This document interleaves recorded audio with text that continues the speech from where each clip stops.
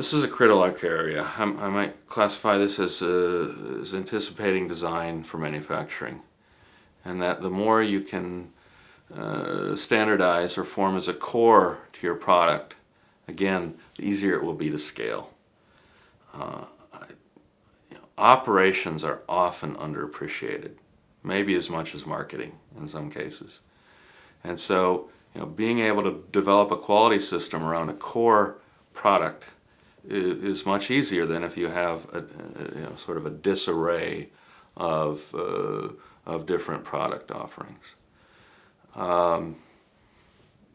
Again, this kind of goes to how do you leverage platform technology best. The great thing about platform technology is it's often a buzzword investors want to hear, because there can be derivatives of that could be licensed or developed further.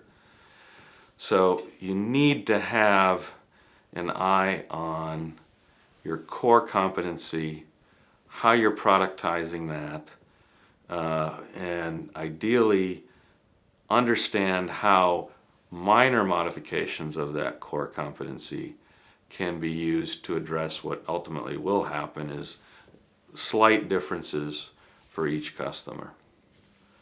One of our strategic partners in the past had a fond saying of saying that in the component business, we're in the but business.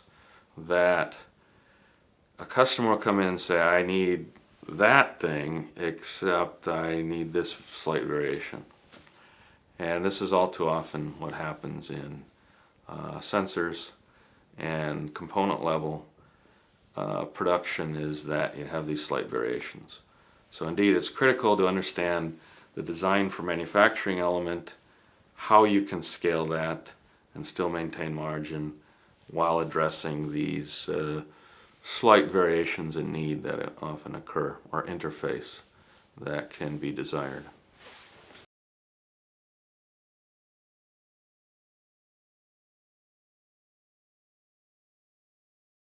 So the sequence of product development that I have typically followed is one makes an engineering prototype. By definition, that means you understand the specification well. And then there's a gate. The gate says that, okay, I tested this and I met all the specs and within a good margin that I've determined, and I'm ready to look at the next step, which is a manufacturing prototype, which would be a design that's could be shoved into a manufacturing line. At that point, often there are other logistical issues that now have to be addressed of the product that weren't in the original engineering prototype. And so, again, you form a gate. You form a gate that has multiple windows in it that you have to get through. But ultimately, you convince everybody on the manufacturing team that this can be manufactured repeatably with high yields and reasonable margins. And then you move into high volume. The problem that often occurs, however, is you discover that once now you are doing your first large run in a high volume manufacturing environment, that something drifted. And the question is, where do you go back to? Do you go back to the manufacturing prototype? Do you go back all the way to the engineering prototype? And this is where the operations segment, in my mind, comes into that. That if you've done operations properly, and you've identified where the margins are that influence your design spec, you will be able to identify where you have to go in that process to fix the problem. It's certainly much more difficult to have to go back to the engineering prototype and fix those. Much more costly, much more time involved. So what often I find is that you get to a threshold in confidence in building iterations of an engineering prototype And through that process, then build enough confidence to say, okay, we've anticipated, we think, 90% of the issues that could possibly occur in manufacturing. And at some point, you simply have to get into manufacturing to know and iron out what those last 10% of the problems are. You just have to get in the manufacturing environment to know.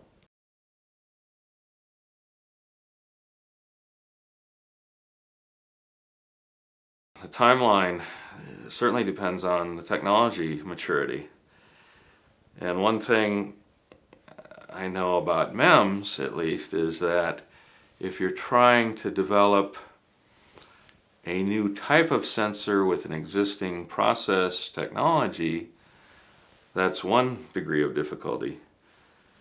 But if you're trying to develop a new sensor with a process that doesn't exist, and therefore you're developing a process to create the new device, that's yet an even higher degree of difficulty.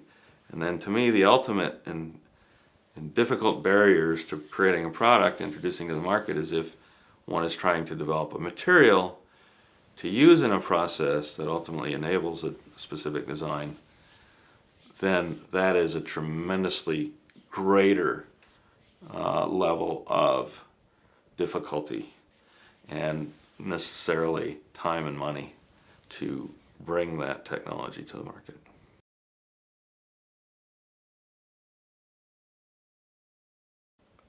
It's real simple, but it's real critical to make sure your product works as fast as possible. You clearly can't sell something that doesn't work. So just ensure that you have a product that works to your specification before you sell it. I dare say there's been a lot of instances, even recently, that have been talked about very widely, where that has yet to be the case. And we know the result. So it's just a waste of talent. The sad story at the end of the day is that you've wasted tremendous portions of people's lives. Right? This is a tremendous disservice.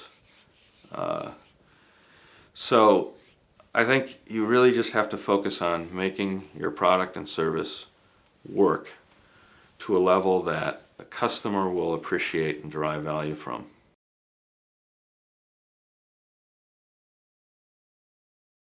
One thing that I've been telling startups is who are wondering how I allocate my use of funds is think about an equivalent amount of marketing to technology funding.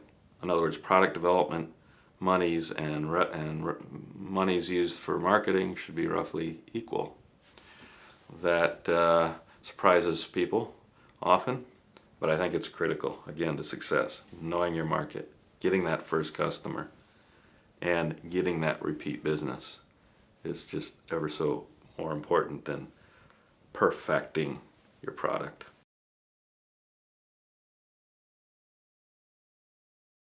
But I think of forming a successful company as, I like the term animals. If you can describe someone, whatever their peculiar discipline is, as an animal in that discipline, they're probably the right people for a startup.